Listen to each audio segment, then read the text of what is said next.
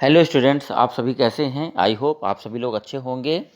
आज का हमारा टॉपिक है एसपीडी कक्षकों की आकृति यानी शेप ऑफ एसपी-एन-डी ऑर्बिटल्स। सबसे पहले नंबर हम कक्षक के बारे में जानेंगे जिसे ऑर्बिटल्स कहते हैं। तो जैसे कि हमने अपने पूर्व लेक्चर पे कक्षा और कक्षक के बारे में पढ़ा हुआ है, इसको हम ज़रा सा थोड़ा ब्रीफ करना चाहेंगे। नाभिक के चारों ओर का वह क्षेत्र जहाँ इलेक्ट्रॉन के पाए जाने की संभावना सबसे ज़्यादा होती है उसे ही हम कक्षक कहते हैं। सबसे पहले नंबर हमें कोष उपकोष के बारे में जानना होगा। कोष किसे कहेंगे? कोष जहाँ पर इलेक्ट्रॉन घूमते हैं, ठीक है, न्यूक्लियस के चारों ओर। और KLMNOP को क्या कहते हैं? कोष कहते हैं। उपकोष जहाँ पर इलेक्ट्रॉन पाए जाते हैं SPDFGH।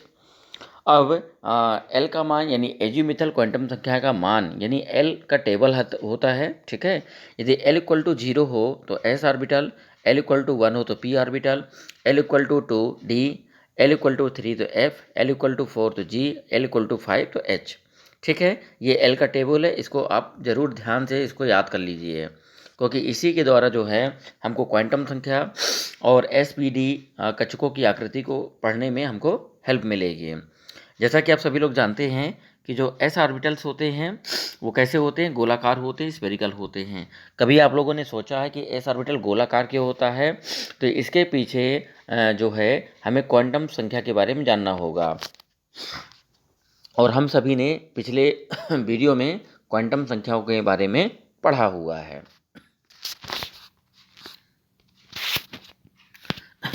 तो एस ऑर्बिटल्स यानी जो एस कक्षक होते हैं कैसे होते हैं? गोलाकार होते हैं और इनमें जो इलेक्ट्रॉन्स होते हैं वो विपरीत दिशा में घूर्णन करते हैं। इसी प्रकार पी कक्षक, पी उपकोष में 3 पी कक्षक होते हैं जिन्हें क्रमशः PX, PY, PZ से दर्शाते हैं। डी कक्षक, इसमें 5 कक्षक होते हैं डी उपकोष में जिन्हें DXY, DYZ, DYZ, DXZ, DX का स्क्वायर माइनस Y का स्क्वायर और DZ स्क्वायर से दर्शाते हैं। आप लोग यहाँ पर देखें कि DXY, DYZ और DXZ इन्हें हम T2G कहते हैं। ध्यान रखना, ये बहुत ही इंपॉर्टेंट लाइन है यहाँ पर जो बताया जा रहा है। ये देखिए, ये वाला, ये T2G ये नया शब्द है, क्या नया कोड है। और इसी प्रकार DX का स्क्वायर माइनस Y का स्क्वायर DZ स्क्वायर इन्हें हम EG कहते हैं। अब T2G का मतलब होता है, ये देखिए यहाँ पर हमने लिखा हुआ है अच्छों के मध्य, यानी जो पाली बनती है, लोब होते हैं अच्छों के मध्य बनते हैं। और इसमें EG का मतलब होता है अच्छे के ऊपर पाली बनती है, ठीक है। चलिए आगे के लेक्चर पे इसको बताएंगे कि ये है क्या, अच्छों के मध्य और अच्छों के ऊपर। अब यहाँ पर हम विस्तार से ऑर्बिटलों के बारे में डिस्कस करेंगे। तो सबसे पहले नंबर हम बात करेंगे एस ऑर्बिटल का। फिर से देखिए यहाँ पर एस ऑर्बिटल्स यानी एस कक्षक की आकृति। एस कक्षक एस कोष में होता है। एस कक्षक के लिए दिगंशी क्वांटम संख्या एल और चुंबकीय क्वांटम संख्या का मान 0 होता है। कैसे 0 होगा यहाँ पर देखिए, आप यहाँ पर समझने की कोशिश करिए। एल का मान एल इक्वल टू 0 पर एस ऑर्बिटल आता है, तो एस के लिए एल का मान कितना होगा? 0 होता है। ये देखिए टेबल से स्पष्ट है, एल का मान, ठीक है, 0 होगा एस ऑर्बिटल्स के लिए, ठीक है। और ये पता कहाँ से करते हैं? एल के टेबल से पता चलता है। ये देखिए हमने डिनोटेट किया हुआ है। अब आप सभी लोग जानते हैं कि एस कक्षा के लिए एम का मान 0 होता है। इसके लिए सूत्र क्या होता है? फार्मूला यहाँ पर देखिए, ये देखिए formula M equal to minus L 0 plus L. तो m इक्वल टू कितना हो जाएगा? -0, 0 + 0, तो पूरी वैल्यू कितनी आ गई? 0। एस कक्षा के लिए m का मान 0 होता है, जो इस बात को बताता है कि एस कक्षक एक ही विन्यास को दर्शाता है। अर्थात आप देखिए यहाँ पर एक ही, आप बॉक्स अच्छे से देखिए, एक ही बॉक्स है, ठीक है। इसका मतलब ये होता है कि एस कक्षक एक ही विन्यास दर्शाता है। m इक्वल टू 0 होता है, जो ये बताता है कि एस कक्षक की आकृति क्या होती है? गोलाकार होती है और जिसमें अच्छों पर समान इलेक्ट्रॉन घनत्व पाया जाता है। आप देखिए एस ऑर्बिटल गोलाकार होता है और तो इसमें कोई भी स्पेसिफिक एक्सिस नहीं होता है, ठीक है, क्योंकि इसमें डेंसिटी, इलेक्ट्रॉन डेंसिटी चारों दिशाओं में समान होता है। और आप ये भी जानिए कि एस कक्षक जो होता है दिशाहीन होता है। कैसा होता है? दिशाहीन होता है।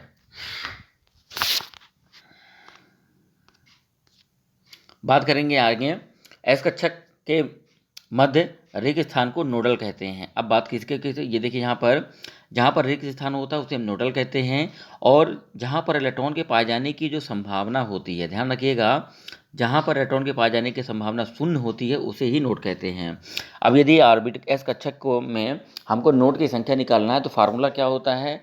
फार्मूला होता है n-1।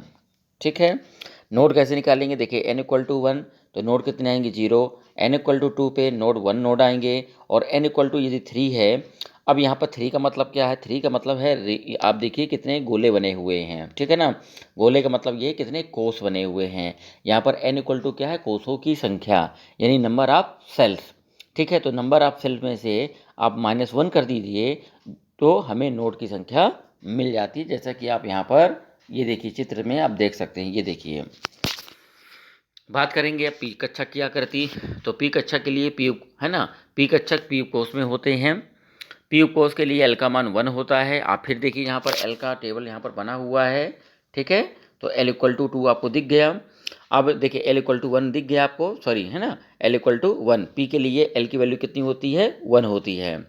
तो अब m का मान निकालना है हमें, यानी मैग्नेटिक क्वांटम संख्या निकालना है। तो फार्मूला क्या होता है, m=-l 0 + l।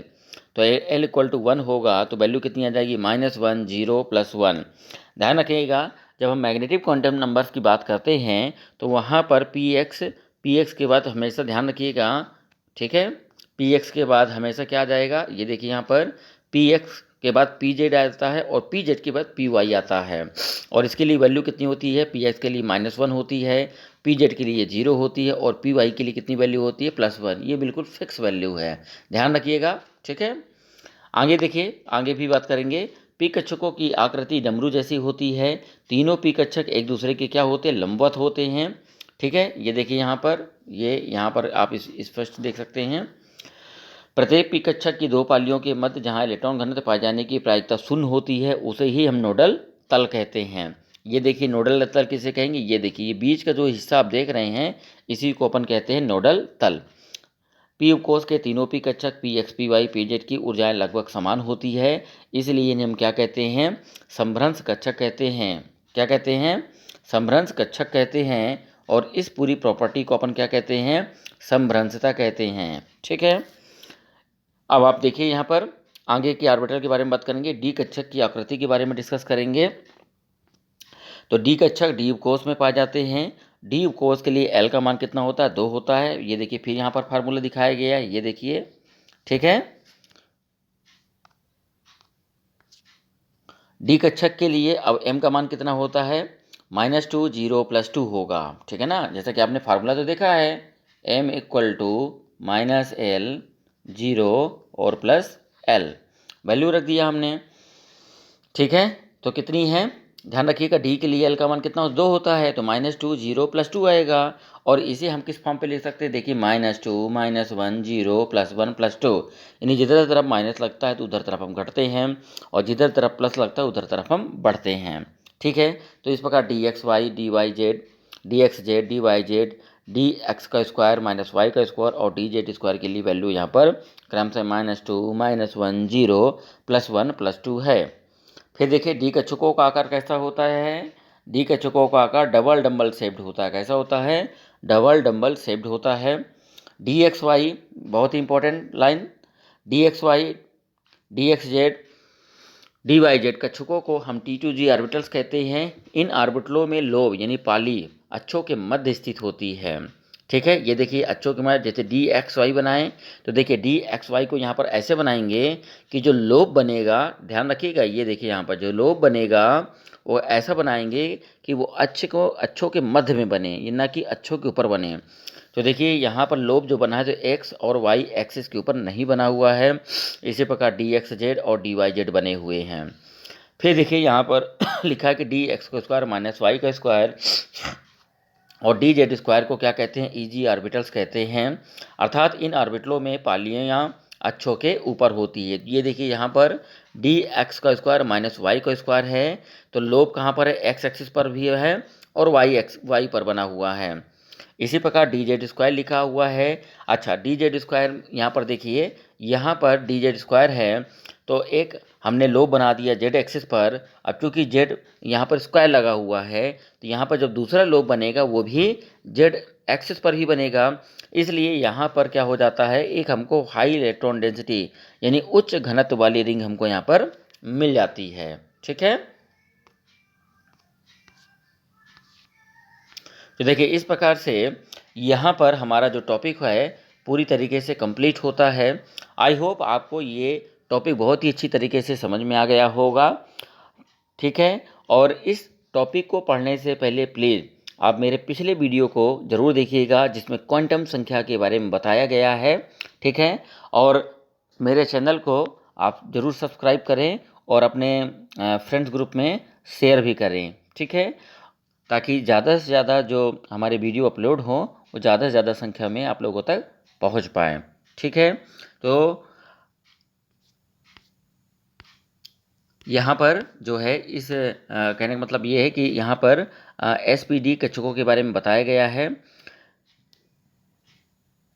इसमें जो है SPD के बारे में अच्छे से एक्सप्लेन किया गया है और इसमें आपने देखा होगा कि क्वांटम संख्याओं को किस प्रकार से कोरिलेट किया गया है, ठीक है। यानी सीधे स्पष्ट है कि अगर हमको कक्षकों के बारे में पढ़ना है तो हमको क्वांटम संख्याओं के बारे में जानकारी होना चाहिए, तभी हमारा जो है कक्षकों के जो प्रकार होते हैं SPD जो होता है उनके बारे में ज़्यादा से ज़्यादा हमको इन्फॉर्मेशन मिलेगी और हमें ज़्यादा से ज़्यादा क्या होगा, SPD के बारे में जो कॉन्सेप्ट है वो अच्छी तरीके से हमारा क्लियर होगा। तो एक बार मैं फिर से कहूँगा कि आप क्वांटम संख्याओं को ज़रूर पढ़ें और उसके बाद SPD कक्षक को जब आप पढ़ेंगे तो आपका ये टॉपिक बहुत ही अच्छी तरीके से क्लियर हो जाएगा, ठीक है। Thank you.